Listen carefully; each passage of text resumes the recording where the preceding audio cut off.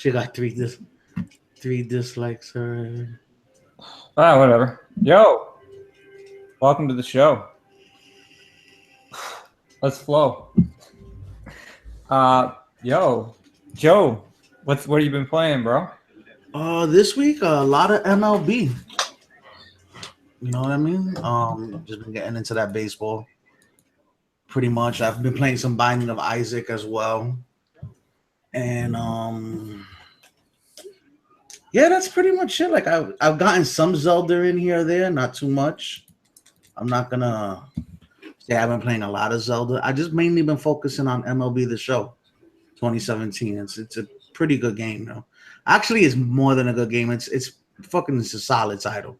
It's one of the best games I've ever one of the best sports sims I've ever got the graciousness to play. Or I ever got the chance to play, I should say. It's been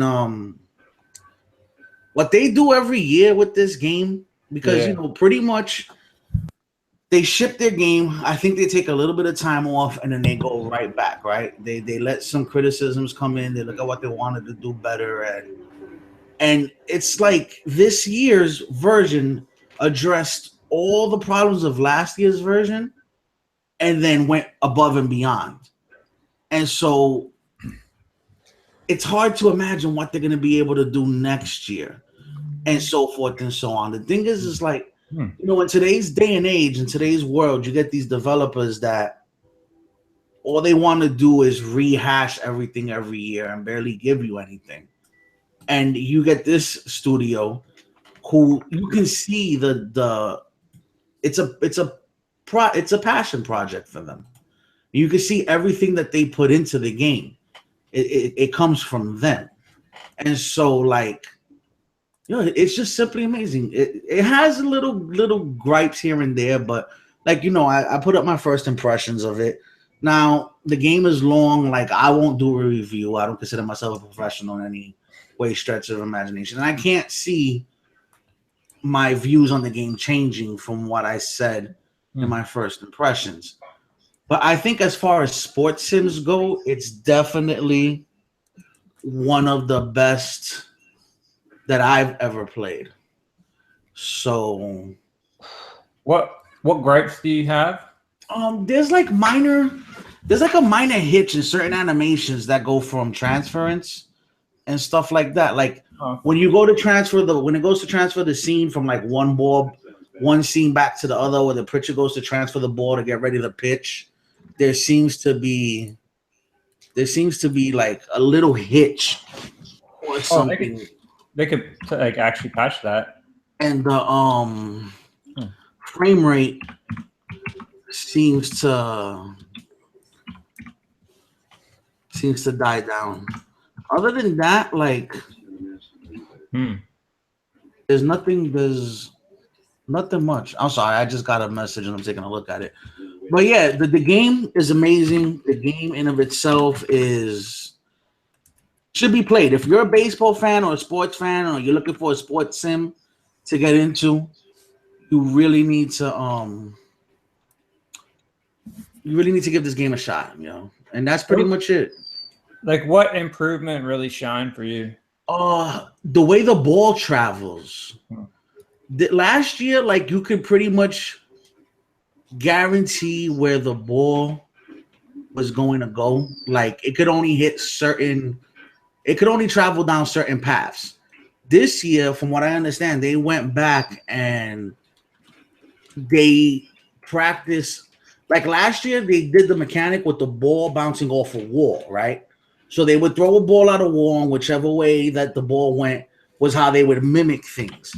This year, they actually did it with actual ball-to-bat combat. And so... Hold on one second. I'm sorry. And so now you get like more realistic ball flight physics. So like if the ball's inside and the batter turns around on it, the ball, instead of like shooting out to the gap, is gonna curl and hug the line and come back and then roll into the corner of the field and bounce around in the corner. Stuff like that. Like they made the ball path more realistic and stuff. So better physics. Basically, yes, that was what they. That's one of the major things they went down on. They worked on. Other animations. The animations are so fluid. Now it's like it hits that uncanny valley. Like I was playing a game and I was telling Bear like there's something that's off in the mechanic, and it was like everything looks so real, but then it wasn't transferring like human emotion. And since it wasn't transferring human emotion, because it's a video game, it's AI or whatever, there was like this like uncanny valley thing that I was going through in like one of the first games that I played, where you could legit look at it and think that you're watching a baseball game. You know what I'm saying? And so like everything is fluid. Every little thing that you see on the field, every little nuance is translated into this game. And it's got 4K HDR too, right? Yes, 4K HDR is like, Is it native 4K too? I don't know. I didn't go as far as to look into whether it's native or 1800 checkerboard or whatever it is. That's that new buzzword, right? Yeah, it was sparse rendering, native, all this other stuff. But as far as the game, what was I gonna say? Can you get your buddies to play a game together, or even do like a tournament kind of thing going on? Like, you can launch. Can you play on the same game? I don't know if it has a co-op. To be honest with you, I know you can do online. Like right now, I'm still focusing on the very early part of my season, and so this is what I do. You going through your season? Yeah. Yeah, like I start and I'll do like the first half of the season, and then I'll do the road to the show, and then I'll try. Hold on, wow, sorry, talking to Silver Sky on PSN. I guess we'll move on anyway. Yeah. So do that while I deal with this. Hey, Frozen. Hey, Wolf. What have you been playing, man? Been playing a great game known as Horizon Zero Dawn. Close to the ending. Joey told me the other day I'm like somewhat near the end. Joey, I'm like near the part where you got to go to the base up top. Would you consider that almost close? The base up top. I mean, when you go back the second time, I'm with some dudes, and they're like, "Oh, kill these guys." Some people on my side, they're helping me out. Are you back to where you first went at Sunfall, or are you back where you left? I'm like in like a snowy area on top of like a mountain with some guys. Are they messing with a satellite? I think so. It's you have to tell me the level of the mission. It's called Into the Borderlands. That's not. You still got a little bit of time left. Like, have you gone back to the mountain the second time? You talking about the one mountain where I fought the? I'm sorry to bring this up, Wolf. I'm just trying to gauge where I'm at. Word. I don't think I've been there yet. Well, how many? Okay, Silas. How many missions have you done with Silas involved? All I know is I got the weapon. And you got the blue weapon? Yeah, I got that weapon. Yeah. And then so you know about all the projects and everything. You heard the full history of the project. Yeah. And so I met the god and all that type of stuff. So then you should be, and then you found out who you were. I think. Let's not get too into this. Yeah. My bad. Yeah. I'm somewhere close to the end, somewhere along the line. But I'm loving the game. It's pretty good. And I've been playing some Street Fighter. I was in that tournament. I got mopped because I don't play the game that much. So, yeah. That's it. Yo, you like that beep sound on the PlayStation? I'm sorry. I'm trying to get back to. I'm having a back and forth with Silver right now. Like not a back and forth. Like we're having a conversation. It's all good. He's actually going through something and like he's dealing with something. So I'm trying to answer him as quickly as possible. You done with Zelda Frozen or? Yeah, I beat Zelda last Friday. Great game. Yeah. Yeah, and Tuesday it's going to be that. It's just going to be full on Persona. That's what it's going to be. How are you clearing up the plate? Yeah, I'm nowhere near done. Like I have a lot of backlog. That's why I've been holding off on buying games because I figured like I was kind of reckless last year. I was just buying everything day one and leaving it on my shelf and then I'm looking at later on. I'm seeing these games go down in price, and I'm like, I could be saving some money. So let me just let the game sit on the shelf because I know it's not really going to sell out or go anywhere. Good plan. Big time. Yeah, there's a lot of games. There's like it's way too many games. You know what I mean? So especially since I play like a lot of RPGs and things like that, so I'm putting a lot of time into just one game. And then there's so many other genres out there to experiment because you never know. I got like the 3DS. I got stuff on 3DS, and Vita. I got games on there too. So it's not just the PS4. There's other platforms. That's true too. Snipper clips. Snipper clips all day, yo. You know it. Switch. They're a good thing. That game is actually really, really, really fun. That's what I'm hearing. We're played in the right context, yo. We need more multiplayer local for sure. Oh. All right. Hey Bear. What's up, sir? Why don't you tell us what you like about Mass Effect, what you don't like? what I like and what I don't like. Yo, I could spend a whole entire hour in this podcast talking about that. Go ahead. You put them on the spot with Mass Effect. No. Like, I mean, there's more likes than there is dislikes, but a lot of the flaws that everybody has with the game, from animations to writing to dialogue, whatever you want to call it, yeah, that is present and accounted for sure. how about the lack of customization?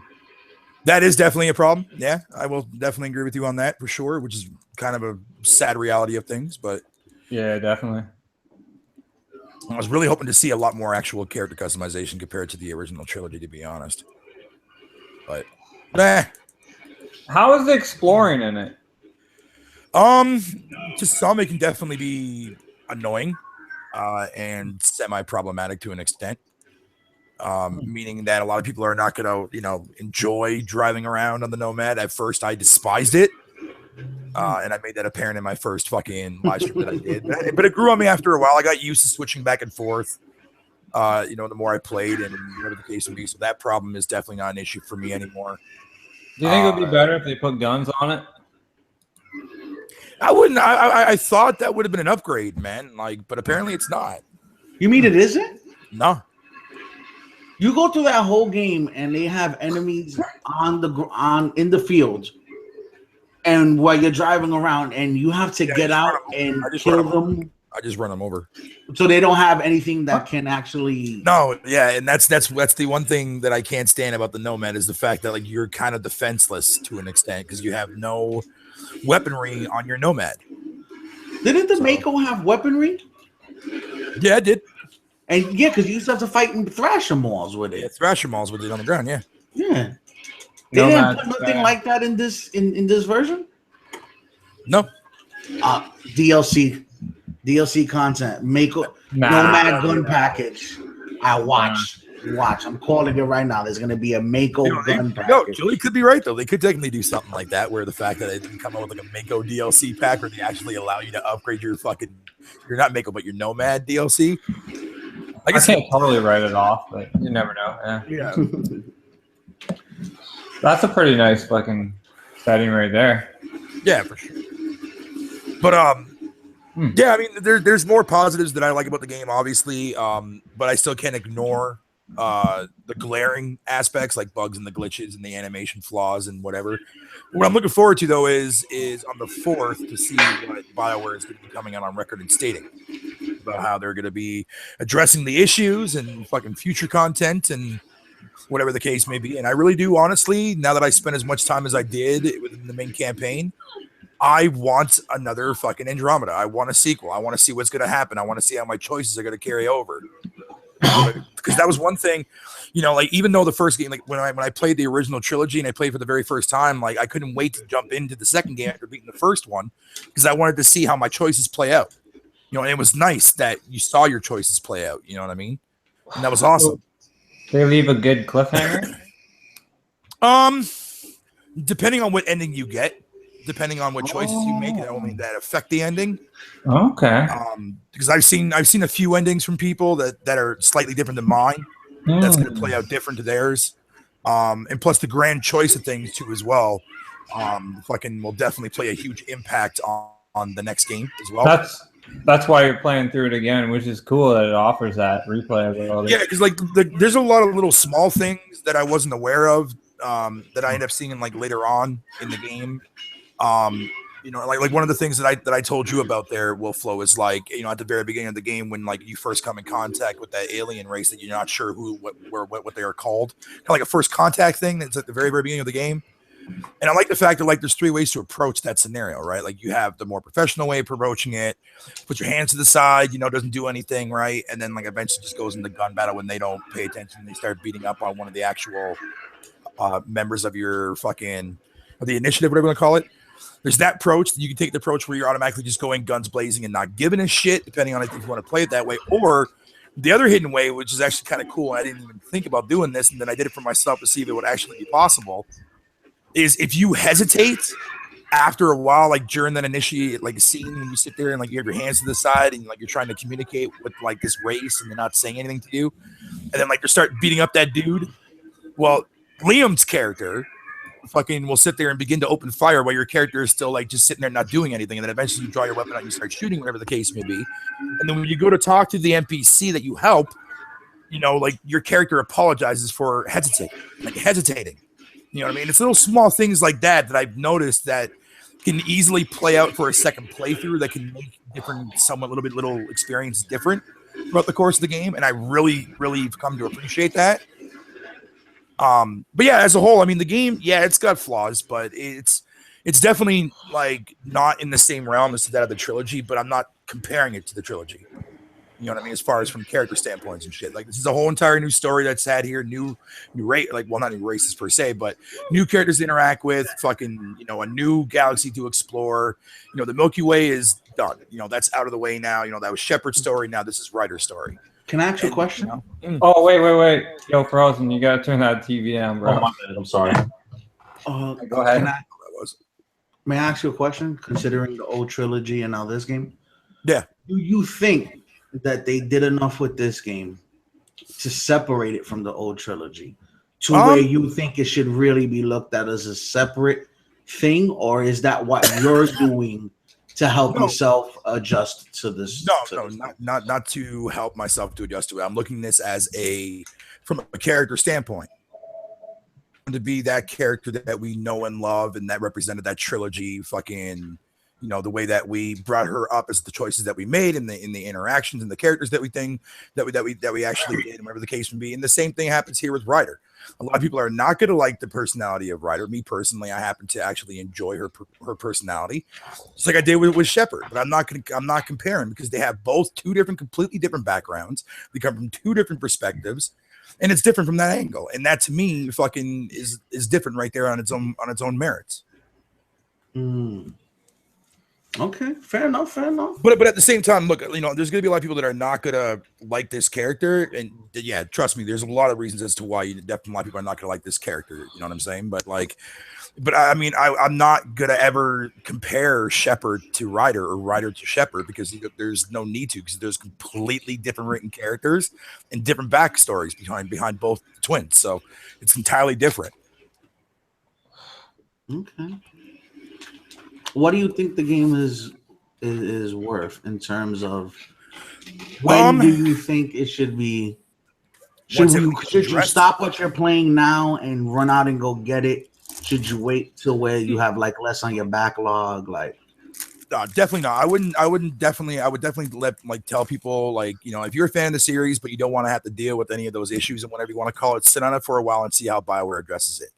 BioWare addresses a lot of the bugs and glitches and the issues, and especially the animations, which could be something they might do. I don't know. Don't quote me on that. But if they ever do fix that crap like that, then yeah, wait for a little while. Wait for a price drop.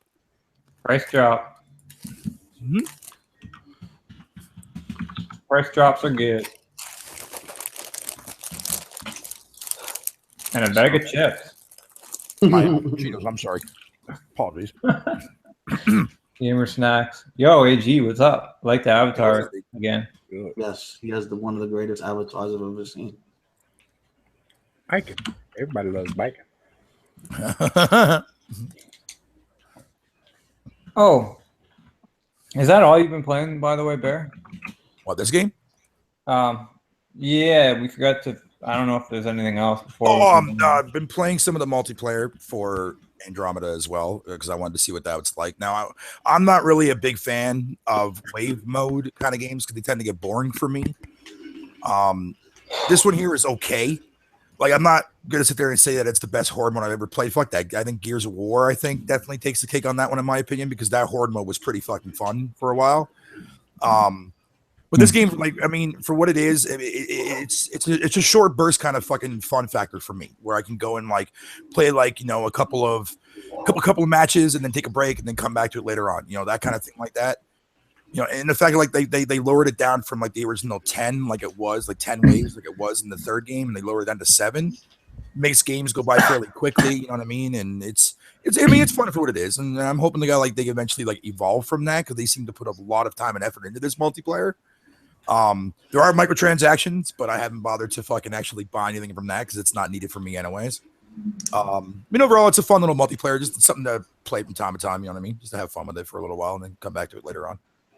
Is it like one of those random chance fucking things where if you open a pack and you might get something that's okay? Well, yeah, because like you have like your you have like different pack, whatever you want to call it, you can get from your basic to bronze to silver to platinum, gold, and that kind of shit. Melt the hell out of you, eh?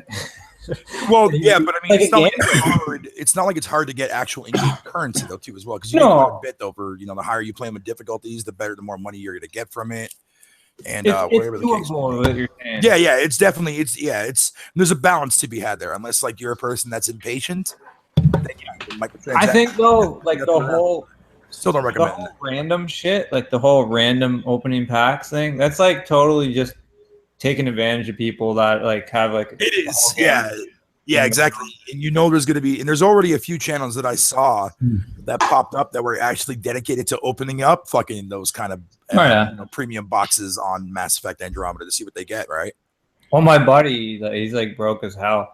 But like once they give him those packs, he's like, oh, but I might get it. But I mean, honestly, like the R&D aspect of it actually isn't all that bad. I mean, because like so far, I mean, mainly I usually play with pistol and a sniper, and so far the majority of weapons that I've been getting are mainly snipers and pistols. You know, with a few honest, like whatever you want to go. So I think it kind of goes based on your preference of weapons that you constantly use. I think, because like there's even a checklist as well, you know what I mean? Because like there's a category called prestige, and I fucking hate that word for obvious reasons.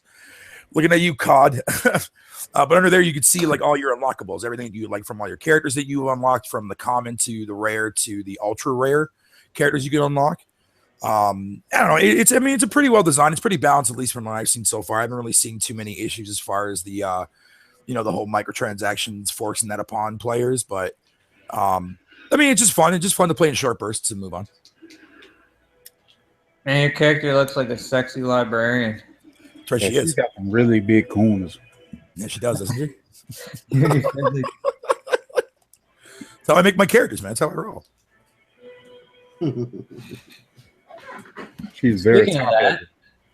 What's up, AG? Jelly. Yo, what have you been playing, man? Street Fighter and Skyforge. Oh, you've been playing. Yeah, did you play it on the PC too? Yeah, I used to play it on the PC when it first came out. Like, how does it play as an MMO? Sort of like Phantasy Star Online. It's got a really good character customization tool. That's key. Lots of skills. Yeah, but it feels sort of like DC Universe Online combat wise, where it's like fucking action oriented, but there's a lot of lag, so it's like a laggy action. Okay. Yo, I don't know. I can deal with that since it's an MMO. Man, I think it's an actual action game. But still, you can pull off some crazy stuff in even DC Universe. Oh yeah, it's got some cool shit to it. And there's lots of characters in this, right? Well, a lot of classes. Yeah. What is that, like 12 or something? Well, I'm on it. Let me look. 12 different classes? Yeah. Wow. Wow. That's pretty diverse. It's free. Free to play. All right. So the monetization in that, do you think it's like fair? Or is it how hard is it to get stuff that you need? No, it's a grind. It is a grind. Yeah, because they won't give you a whole lot of credits. Yeah, definitely trying to make you pay for it. That's crazy.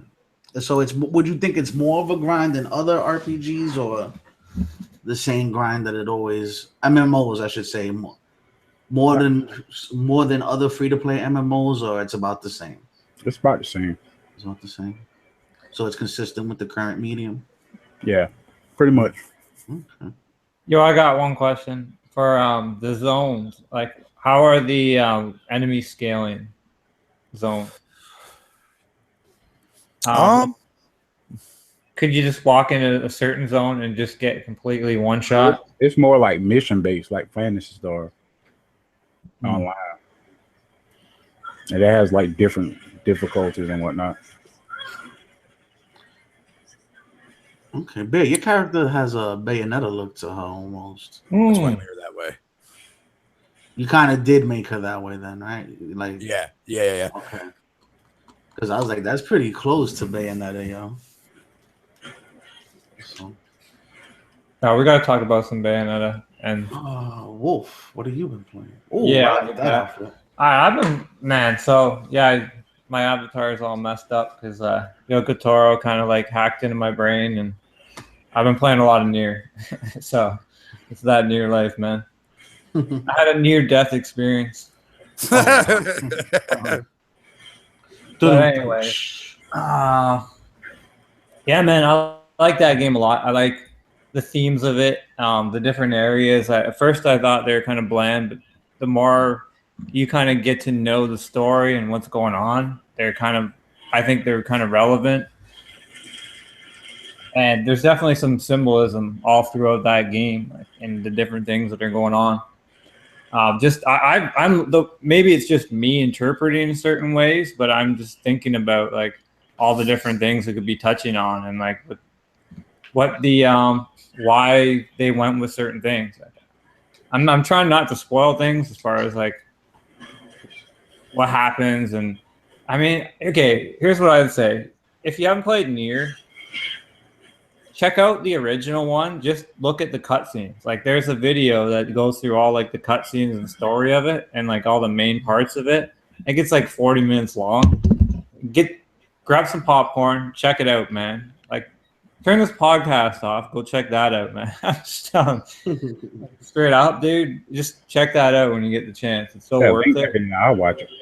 I'm gonna pick the game up. Hopefully, they do a remaster. Or do that. That's even better. But if you don't want to do that, then boom. May I ask what playthrough are you on? Oops. I beat third. I erased all my memory.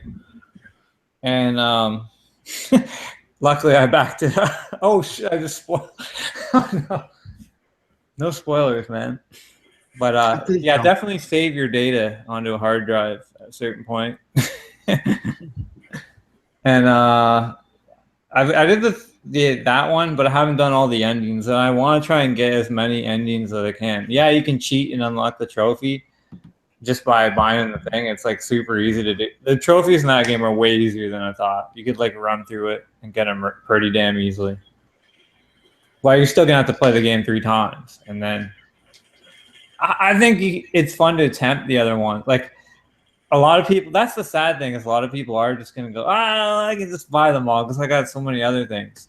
And then you know what's going to happen? They're going to miss like some really cool parts, like all the extra endings and the extra stories, like the extra side stories, because there's some cool ones in the ending. I want to try a bunch of them at least, but I'll probably be like, oh, fuck that. I don't know. We'll see. I don't know if I'll get all the endings. But what else? That, and I've been switching to the.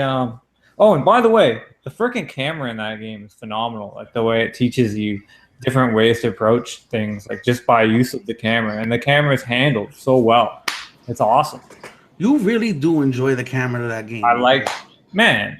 I mean, people always complain about bad camera, right? Well, yes, yeah, you're right. It's nice to celebrate some good camera work. You know, I mean, other games can take. Other developers can kind of take notes on certain things. You know, here's the thing, though. The way you talk about this game, it really has me like, should I get Nier or should I get Persona? Should I get Nier? Wow. Like it's making me question. It really is. Well, I think both those games will have something kind of unique, something to bring to the table. That game is different, though. It's not like your typical game. A lot of the ideas, some pretty original ideas throughout it. How they implement the gameplay and stuff, how it ties into the story, the HUD, everything. I'm gonna have to check it out sooner rather than later. I was putting it off for like mid-year, but I think I might just jump on it next. It's one of those kind of hidden gem games. Like, it's not a perfect game by any means. Like, that's the thing, but I still love it. Like, it's probably my favorite game, maybe this generation. It might be, but it's just like at the same time, it doesn't mean it's like the best game. It has its issues. It's not the best looking game. Like, you know, it does look like a PS3 game. It's just how it is. Okay. But graphics aren't everything, right? No, exactly. It's just like, you know, you'll notice little things. It's like, it's a budget title at the end of the day. It is a budget. So, just being real. But it's still awesome. See, because you're on a different pay scale, so it's hard to say anything is worth $80, but to give some kind of introspective, your 80s are 60, 65. So would you say it's worth day one purchase? I mean, it never hurts to wait. But as far as the content you're getting, I guess you could get through it pretty fast, but you could also spend time going through and really like getting different things. And there are some different decisions you can make in it. I don't know exactly how impactful all of them are, but yeah.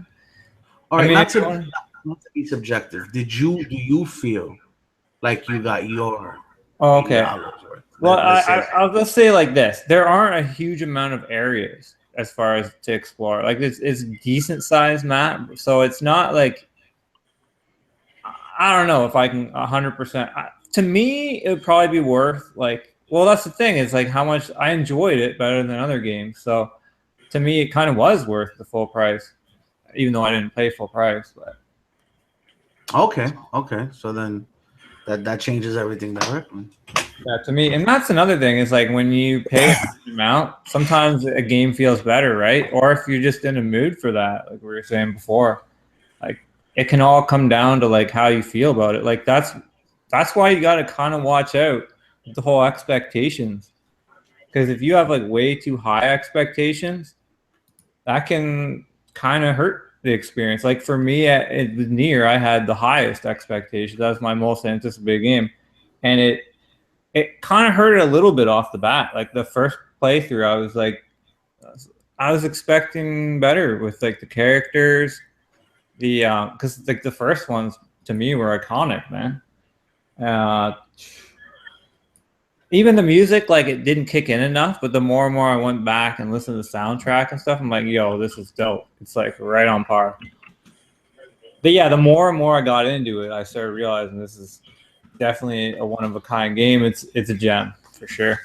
Yeah, I love the soundtrack on that game. Oh hell yeah! I've been listening to it in my car like all week, and at work.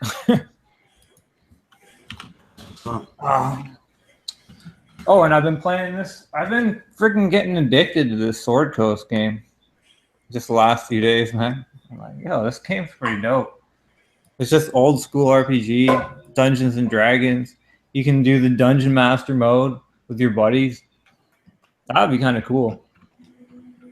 There's lots of different maps I'm uncovering now, and they're really cool. They're really well laid out, like really unique. Like that, it's not like the same pattern as the trees. Every part looks a little different, and I think it's pretty good looking too. Some of the animations are kind of stiff, but not only at first. Like with the certain characters, until you get like capes and stuff like that, then and better gear, you look way better because your character looks like whatever he's wearing, right? There's tons of different looking kind of gear, and the skills, like, and your positioning is the most important thing, man. It's like I'd say it's a pretty tactical game like that. Like you want to put your guys in the right spot, using the right skills at the right time, switching. You can switch to different characters, mess around. You could pause it, but I haven't needed to. It's very fluid like that. You can see what's going on. And your AI is really good. Like my team is always using all the right skills. I've noticed that. Like they haven't been really stupid. And if they get in a bad position, I just move them out of there. I can see what's going on. I think it's pretty cool, man. It's like the classic old school RPGs, man. And the decisions you make are awesome. Like you can choose to just like join the guy's cult, help him out to like sacrifice people, or you can kill him and be like, yo, you're an asshole. Just take the guy out. You can make tons of decisions, and then some of them come back. Like I've noticed right away, I had a nightmare. I was like, yo, you shouldn't have left me to die or whatever. Like, oh, damn. Definitely some cool stuff going on in this game. I like it. And we don't really get too many games like that on consoles, you know? It's cool to see the crossover of like PC kind of games on console, and vice versa. Like we might be getting Bayonetta on PC, I hear. That was a pretty brilliant segue. I know, it was too perfect. Well, apparently that's the rumor. There's a countdown on Sega website. Is it, Bear? I think Bear stepped away. Good talk, Bear. Thanks for the information. Anybody else know what website it is? I believe it to be Sega. I was talking to myself. No, because I was eating my fucking Cheetos and I didn't want to chopping on the mic, so that's why I muted myself. But anyways, to answer your question, yeah, it's a countdown related towards something Bayonetta. We don't know if it's the PC version coming out or if we could be a third installment coming out or a port of Bayonetta 2 coming to PS4 and Xbox One. We don't know. We'll have to wait and see. For all we know, it could very well be Bayonetta 3 Switch exclusive. We don't know. Why wouldn't they save it till E3? Yeah, that would definitely be the smart way of doing it. But according to remember what fucking Reggie said, man, we have a big year at E3 this year. So yeah, you would think they would keep a big announcement like that because people want it. Everybody, like even if it definitely want it version, the PC show could show it off. Like, yo, we're getting Bayonetta. But hey, yeah, I'll be okay with Bayonetta going to PC. Why not? Those people should definitely deserve to play those two games. Those games are amazing. You know, the Steam store might be getting a whole overhaul, eh? Total Biscuit just did a video. Like they're looking into all new like algorithm type stuff, all new ways of basically recommending games that you want, even though at the end of the day it's almost impossible because you don't really know what you want at the end of the day completely. So there's that, and then they're also like they're looking into filtering out the games that are just like scams, right? They're just using assets and stuff, and so you'll just be able to like it's going to filter those so that like basically that you do not see them unless you're like really searching for them. So that's like a good thing in the end of the day, and they're also going to try and implement so that you can basically games that were like are really good and got totally overlooked. They didn't do well, but they were actually really good games for whatever criteria they're using. They're gonna like have a way of like bringing those back up, so you will get to see the games that you missed that might be hidden gems. So, like, man, oh man, I'll bring this up after everybody's done doing what they're playing. So, that's not for that. I think we're all done. What do you got, Bear? So more new information came out regarding the new God of War game. Okay. And I brought this right up earlier when you had left there earlier, Joey. So apparently, this new God of War game is going to have a dedicated button to your child throughout the course of the entirety of the game. In the game, in the world of the Norse mythology, if I'm saying that right. Yes. So Odin, Thor, Loki, and them. Yeah, and then basically there's going to be a more in-depth RPG system surrounding the whole entire experience of this game, and that the actual E3 demo did not do anything to justify what the full game is going to be when it comes out. That's the Reader's Digest version of it, essentially. But another thing they also talked about too as well is that the entire game is presented in a single, uninterrupted shot.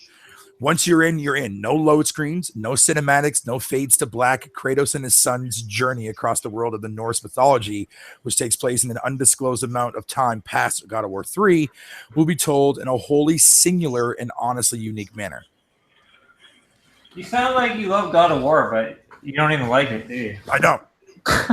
So now let me ask you a question. You think that's gonna be possible on? Or let me pose this question to everybody on the panel. On the vanilla P4 as well?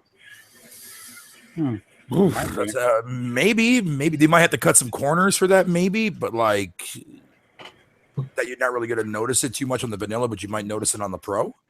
I don't know. Can I? My bad, Bear. Can I ask what engine is this game running on? It doesn't specify here. It doesn't say what engine this game is running on. It's running on God's engine. Probably. I don't know.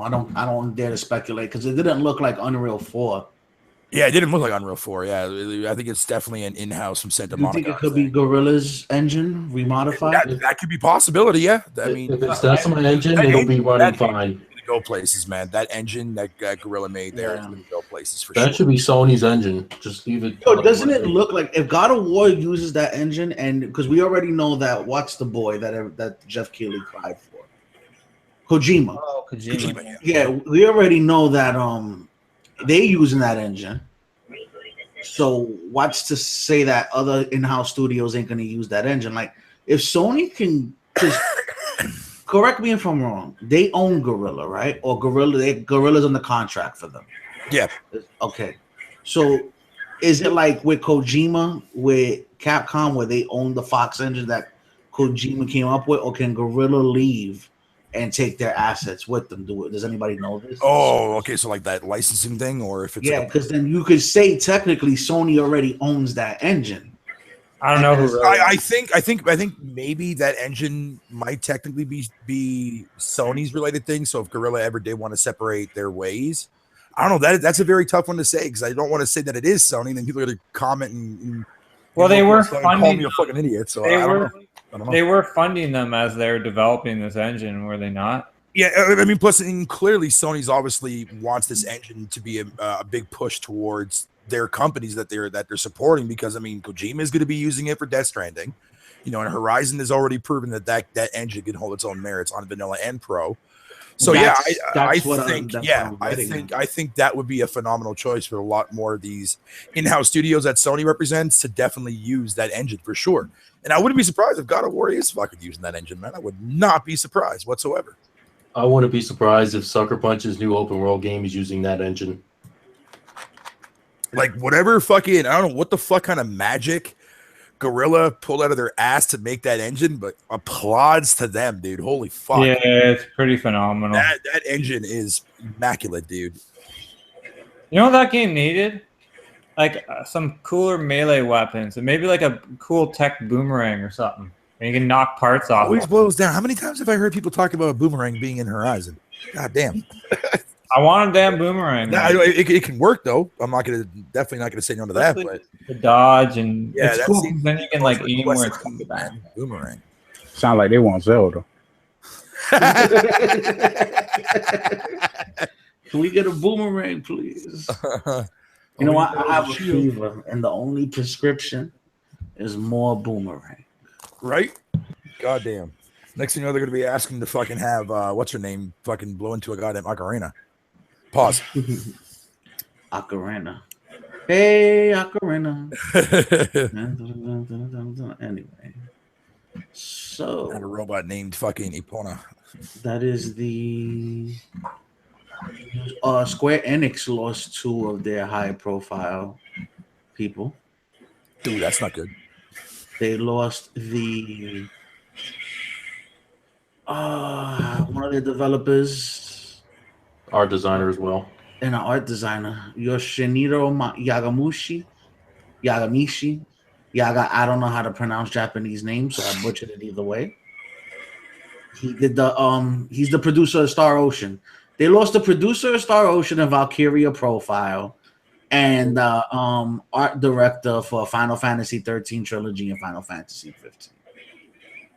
So they lost those 2 dudes on the 31st. I liked the art style of that game. Like, it looked pretty. I thought it looked to be pretty beautiful, man. 13. I don't know. The game, but it looked nice. I guess so. Well, that's interesting. They're making an animated movie based on Kelowna. I mean, think about for its time. Like, it honestly, it looks closer to a PS4 game to me. Like, just how, like, the models on that game, compare them to, like, Mass Effect. Just saying. They're fucking beautiful. That hair. Destiny 2's expansions have already been scheduled. Yep. Yay. And their $250 collector's edition that comes with a fucking laptop backpack. But here's Oh, is that real? Yeah, it's real. Here's the kicker. Here's the 1 second to that one. The game isn't even gold yet, but they already know what they're doing with the expansions. Yeah, it's like Evolve all over again. Like, doesn't that bother people? Yeah, we're not even gonna hide it this time. Yeah, they just here. We're seemingly already cutting game off. We're pulling your pants down now. I don't think it bothers them enough to not pre-order it early, but yeah. It's Activision, man. Like, It's Activision. Oh, bud. That's amazing, bro. Are they gonna? Let's see. Well, you know what? At least they're like, here you go. Here's the whole penis. You choose when you shove it in your ass or not. This is ridiculous. Like, I mean, it is what it is, right? It is Activision. That's what it is. Think gonna cop this one. Wait, I didn't know that Minecraft had a battle map season pass. What the fuck? All right. Yeah. Wolf, what is our topic this week, sir? I kind of had a topic. I was going to say we should cover kind of like review scores and their relevance and why they could. Well, I mean, we've covered this before. That's the thing. But just like the whole, I guess the whole like rating system of games. Like, what are games rated on these days? And how relevant is a review score if basically you're playing a game and you're like, first of all, you got the fact that I might not like a game. It's all subjective anyway. Like I could be rating a game and that rating could have nothing to do with how much somebody else is going to enjoy it. Like, there's like all kinds of, I don't know. What do you guys want? I don't know where I'm going with this. Somebody else? If anyone wants to talk on this, I'll say take it with a grain of salt, man. It's somebody else's opinion, and make sure that they've played the game. Like, I tend to go to people that are like on YouTube that I know that play games. I'll take them over some people like that are getting paid, and they're like, they may not have played the game. Somebody else may have played the game, and then they may have just wrote something down for them to read. I'd rather go to someone like somebody in here, or like a smaller YouTube channel that I know probably that definitely plays games than like these big companies. But that's just me. Well, definitely, especially when they're like 5 minutes long because they're rushed out to day one, and then half of the video they're talking about like basically reading right off the back of the box. This is a game where you go here and do this. You know what I'm saying? Yeah, I got you. This is a journey into sound. Bear? I play games just to play them, man. I don't go by based on what people say about it, review wise or not. Okay, that's your opinion. Do you think they hold merit for anything else? Nope. Not even as someone's profession or anything like that. No. Why should I give more credit towards a person who's a critic review over to somebody else's opinion when their fucking review is nothing more than an opinion? Why should their opinion hold more valid? Why? Because they get paid for working at their job at being a journalist? Is that supposed to have some more heavy merits over that? To me, no. It's opinion piece.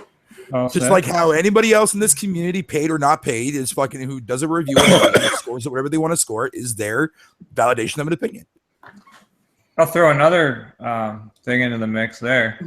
Is you play a game, you might be reviewing a game that you're just not even in the mood to play. That might not be the game that you're really into at the time.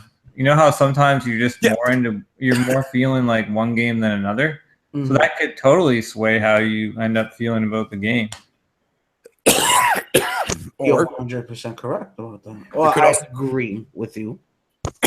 Excuse me, sorry. There's also that notion too as well that if somebody happens to be a big fan of that said franchise, whether it be like say Call of Duty or any game, for example, that's been around on the market for quite some time, and they can put their bias into that review and praise that game. When in actuality, the majority of people are going to look at that and be like, this game is not as good as this guy makes it out to be, and they find out that said journalist reviewer, or person in generality wise, is nothing more than a fan for that said franchise. So there's also that you got to take into consideration too as well. You do. Okay. Or they know nothing about that franchise or genre, and they don't understand any why things are there. Yeah, exactly. Like you don't want a person that's going to review a Japanese centric game or JRPG that cannot stand JRPG, because of course they're going to shit on the fucking game, man. There's so many factors when it comes to reviewing games. So many aspects that don't get covered. AG? Well, it all depends, to be honest with you. Personally, I wouldn't want somebody that doesn't care for those games to be reviewing that shit, though. You do want or you don't want? Don't want, really. Okay, yeah. And how do you look at reviews for you personally? To be honest, I'll use a review as a reference, but at the end of the day, it's all about how I view the game. I'd rather see it for myself than have somebody tell me about it. Okay. I've beat up journalists enough on my channel or the supposed gaming media when it comes to a lot of other things, but when it comes to reviews, it's a person's opinion. Unfortunately, I feel, in my own opinion, that these people are not capable of separating their feelings or their agenda from the piece of work that they're critiquing. And as a professional critic, one of the things, I mean, if there is such a thing, I don't know if you can go to school and learn how to critique things. You know what I mean? But as professional food critics, professional art critics, writing critics, literature critics, the more fluent ones, the ones that are respected more at their job, you find a common thread in them.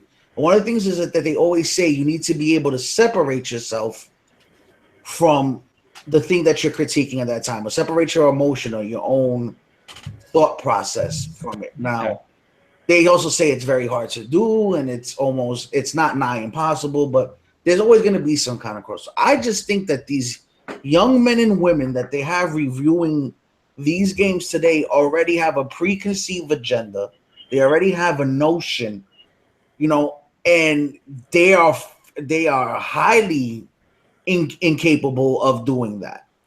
And you could just see it in some of the way the reviews are just written out the gate. Now, another thing that bothers me is that there always seems to be, if you look, I always say this about the Switch reviews. If you go to the Switch reviews, and I think it's Digital Foundries, and there's another site out of the UK, and I can't remember which one it is right now. Their I think it was Ars Technica, maybe. Their reviews could have been verbatim.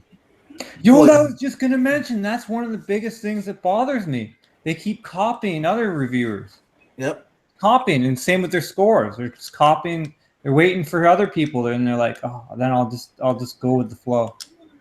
And so, is it like it's either that they one or two things? There's either a panel that they all sit down and they agree, more or less. This is what the key points of the game. This is what we're going to talk about.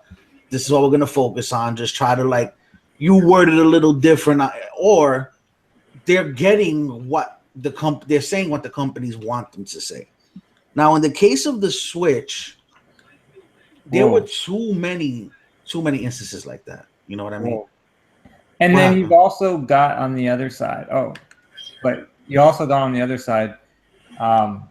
People that will purposely try and make something look bad. Like that way, they know they're going to get attention. You know what I mean? That does happen. The clickbait review. Yep. You know what I mean? So it's like, what I will do is much like AG. I won't look at the review. I don't listen to anything they say. I look at a bunch of numbers and see what all of them have come up with. And so if you see a bunch of 5s or 6s or something, then you're like, well, something has to be wrong. And then I'll Google the game and see what people are saying, or I'll go to Steam and see what people are saying. You'll go over to Bear's channel. Yeah, because Bear by now probably platinum it. So you know what I mean? I'll do something like that, but I won't ever look at a review as my sole purchasing.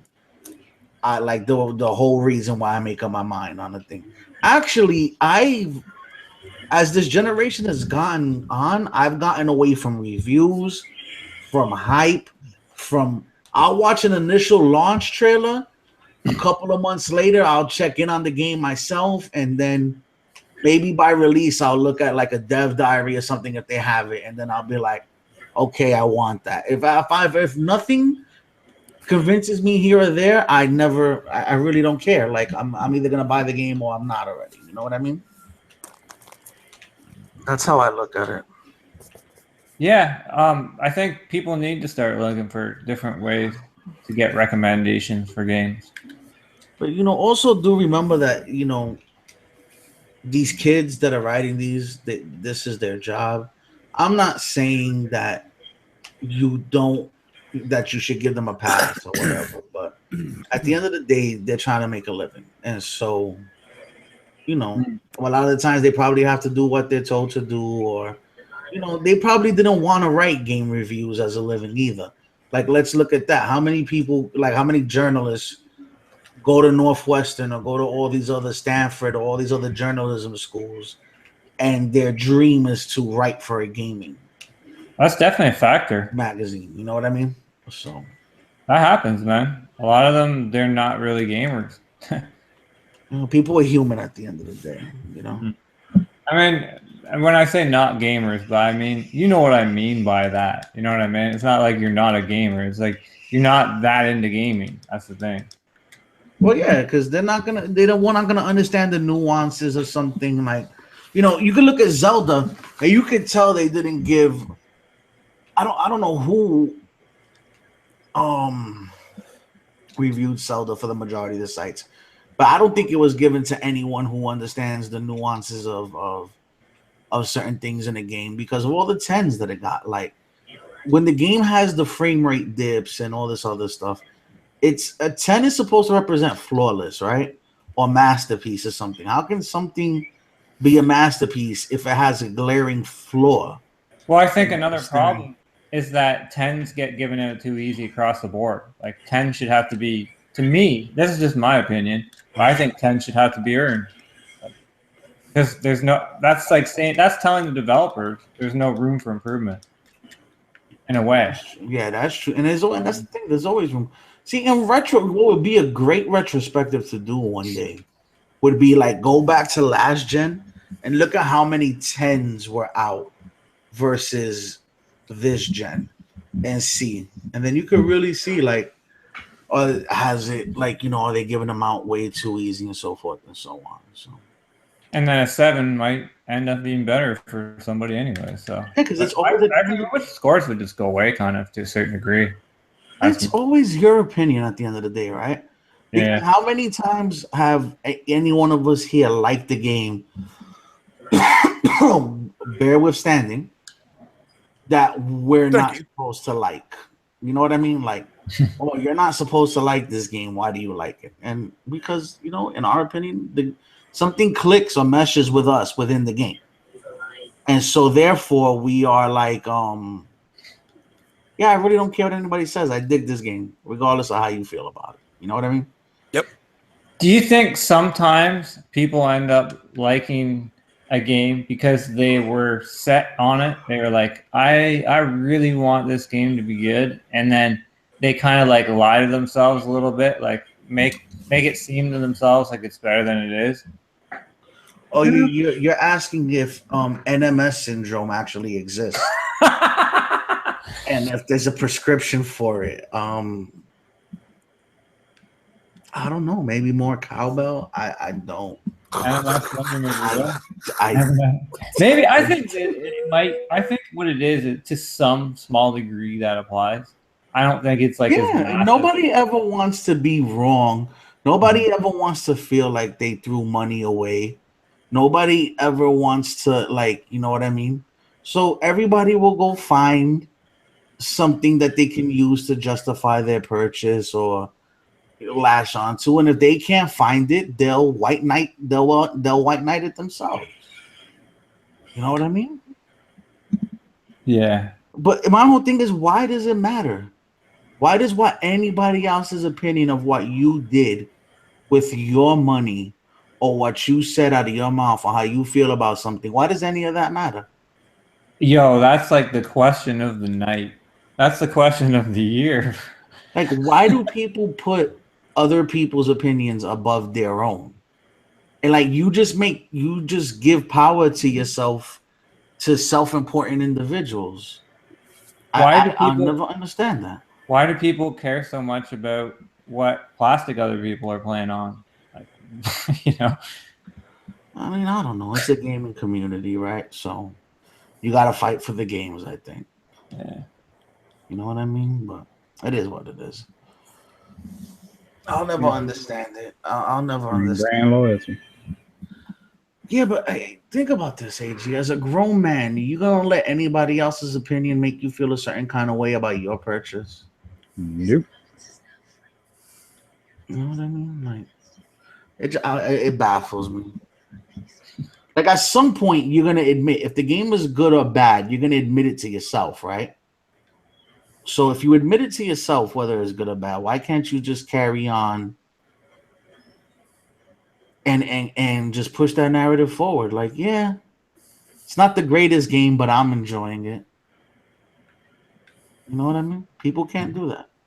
Yeah, there's a sign in this game. It's telling me troll warning. And I'm going in the troll cave. Oh no. That's funny. At least they warned me, right? Hey, it's the least they could do. What are you playing? Oh, you're playing Star Coast. Yeah, Sword Coast, man. I'm hooked on this game. I don't know what it is. I just like the old school. I like the tactical kind of stuff, man. And it's still real time, so it's kind of cool. Any other topics? Like, I don't really have nothing else. It's up to you guys if you want. I I haven't It's been really a dry week, man. It's been kind of a dry week for news, man. Yeah, there really isn't much going on, and Other than this Mad week. Cats, you talk about that. Say again. Mad Cat's going under. Oh, okay. Mad Cats. Why don't you talk about it, AG? That sucks. Yeah, they filed for bankruptcy on Friday morning. Now, wasn't this something that transpired already? Didn't we know this was coming? Yeah, we kind of knew it was coming ahead, way ahead of time, but still, people are keeping hopes up because they're like premier when it comes to like fight sticks and stuff. The controllers are ass now. Yeah, I was gonna say because wasn't their most profitable things was their fight sticks, right? Mm-hmm. Yeah. Because I know Daigo uses that shit that's Mad Cats related, and a bunch of other people in the pro tournaments, fucking for fighting games, they use a lot of Mad Cats related materials. But as far as like their actual game pads go, oh man, To me, horrible. Yes. To me, Mad Cats has always been a tad bit overpriced for the quality that you get. Yeah, you know what I mean. Yeah. Except I can't argue the fight pads because I've never felt the need to buy. Like I've never owned my own fight pad. Right. I'm not that big into fighters. And the ones that I get for my entertainment, I work just fine on a controller, right? So, I remember their design, just the craftsmanship that goes in. I've seen some of them, I've used them. The artwork in them is all high quality, but everything else about them just wasn't appealing. And it's like they tried to get into the computer peripheral market, PC peripherals, with all these interchangeable mices, however you wanna, whatever the plural is for that. And it just didn't work. That didn't work out. And I believe that nail in their coffin is when they signed on with Rock Band and invested all this money to do all their peripherals for the next gen versions of their instruments. And Rock Band sold triple wood numbers. That sucks. And yeah, they had put maybe tens, somewhere of millions of dollars into that, and they didn't see nigh any kind of return on their investment. Flop band. And so, but it's amazing that they made it this far long though. Because I was pretty sure we heard that in the middle of last year. But you got that Scuffy brand, man. Like if I was gonna get another controller, I'd probably get one of those for anything. The Scuff makes good controllers. You can adjust the sensitivity on your analog triggers and stuff. You can add all the different features on it. It's pretty cool. It gets pretty expensive, but they look like quality for sure. Still got Hori and Razer. They're making products, so. Yeah, Hori does well in the fight with the fight game package. AG, you rock a Hori, right? Yeah, kind of use like Hori regular controllers too for my Xbox. Well, okay. They make good controllers. I rock an Xbox Elite when I'm on the Xbox. For the PS4, I'm still using a PS4. And Razer, I don't know. I like Razer stuff, but then when you use their stuff on PC, you have to put the Razer Synapse app in, and it slows shit down. And then when you take it out, shit don't seem to work right all the time, and it's just, and the best keyboard I ever had had a track ball on it, and it was wireless, and it was nice and thin and light and a little smaller. It wasn't your full size stretched out. It was you put it right in your lap there easily, right in your hands kind of. And it was a Nextech, and the batteries I think it was either 1 or 2 AA batteries. It lasted for years and years. You could put rechargeables in, it would last a year. I was like, what the hell? That's crazy. Nothing for battery. And you could use it from any distance away. I was using it rooms away. I was like, what the hell? No way. At least a room away. It's crazy. That's pretty amazing. The Corsair K70 is the best keyboard I ever had. It's the one I'm currently using now. That's the lights. Yeah, I have mine's is RGB red and cherry red MX switches. When I first got my PC, I mean, I had 3 keyboards within the first 6 months, and then I got on this one, and I haven't bought another keyboard since. Or felt the need for another keyboard. And I did the same thing with me. I did the same thing with mice. And now I've been rocking the same mouse keyboard combo for like 8 months now. Where I would always change like every 6 months. So, and peripherals are nice. They're expensive. They're good, and just Mad Cats couldn't seem to like. Hold on. Yeah, they couldn't. They just never really, other than the fight sticks, which are some of them are the prices of some consoles nowadays. They just never really seem to grasp the market. And there was a time when the stuff they made was just horrible. On top of that, would break within a couple of usages and stuff like that. So yeah, like their 360 controllers were fucking god awful, man. Last generation, dude, they were bad. The only thing they were good at is making fight sticks. Let's be real. Let's call it what it is.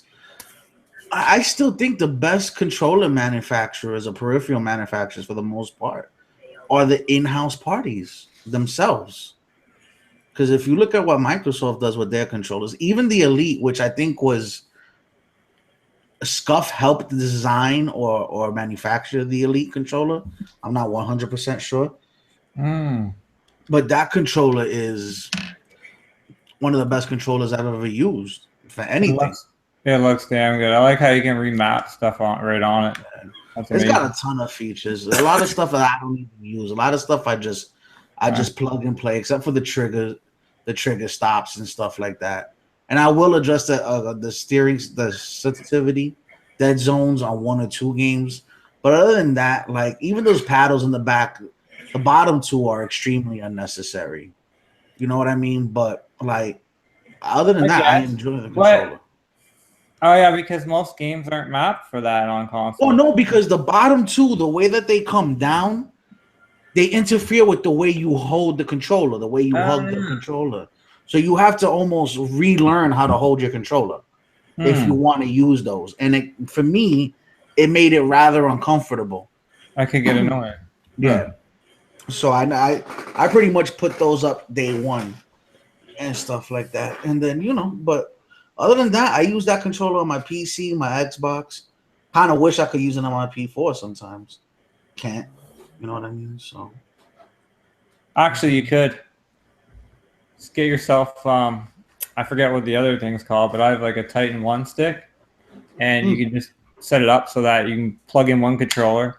It reads it as that, and then you plug the other one in, and it basically your PlayStation controller can become your Xbox controller or your whatever controller, vice versa. It's pretty much any controller on any console.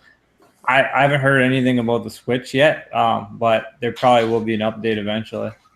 Who knows? Well, speaking about the Switch, there was a third party making a controller for them, and it got put. Okay, Nintendo release date pushed back for Retro Fighters. This is a Nintendo controller or whatever Retro Fighters is. Okay. Release date pushed back for Retro Fighters Nintendo Switch Turbo controller. I didn't know if anybody knew this was coming, was looking for this or whatever, but if you were, it got pushed back. So they were releasing a turbo controller for the Switch, and it is now slated to come out on 26th of May. So, interesting. Anybody that I didn't even know. I'm just trying to, Guess you have to keep playing R's with your nunchucks. Well, Joy-Cons. They're called Joy-Cons, sir. Please. Please. They're baby nunchucks. Yeah, they are. They really are. There's no way around it. They're definitely like it. The system is, but it's cool. I've been having fun with the Switch lately. Like, you know what I mean? Something different. Yeah, I've been playing like Binding of Isaac. I forgot I've been playing. I don't know if I mentioned it earlier, but Binding of Isaac is really. It does set itself apart though. The Switch, you gotta Give it credit there. Yeah, hopefully you can start getting like it. Excuse me. The library is starting to fill out. They just got Has Been Heroes though. For whatever reason, I thought Has Been Heroes at first was going to be a Switch exclusive, and it turns out that it's on other consoles as well. So if nobody's aware of this, it's like it's a roguelike RPG from the people that did Trine. And from Trine. Okay. Oh, it just came out. It's available on the Switch. And it's getting a couple of other games. I know Mario Kart drops this month, or what with the battle mode and everything. It drops at the end of the month, and so forth. It's got a couple of other games coming. I think Puyo Puyo Tetris, which I don't know who's looking for that. You know what I mean? But there's something else that's coming out. That's a weird combination. Hey, the Switch is not your conventional system, right? Yeah. Some cool games though. Yeah. There's some good games. And then you get eventually you get your Xenoblade Chronicles. Which pretty much is what it's pretty much what I'm holding out for. Like Xenoblade, the Shin Megami games, the Japanese stuff that might not come here if it weren't for Nintendo. You know what I mean? Yeah, and I mean, I wonder how they're going to do the combat system. What they're going to do with it, actually. That's going to be interesting to see where they go. If they go back to the roots. It'll be nice. But I think that game will be cool, though, for sure. I mean, I enjoyed it. Chronicles X, which a lot of people didn't, apparently. But it's cool. Like, that was one of maybe my favorite game of 2015. I just like the world and stuff, man. It was a relaxed game. You just chill out, explore. It gave me that good sense of exploration. Yeah. Which I didn't get that feeling again until I started playing Zelda. Yeah, I can imagine. I got a little bit of Zelda in, but not much. Like, just at my buddy's house.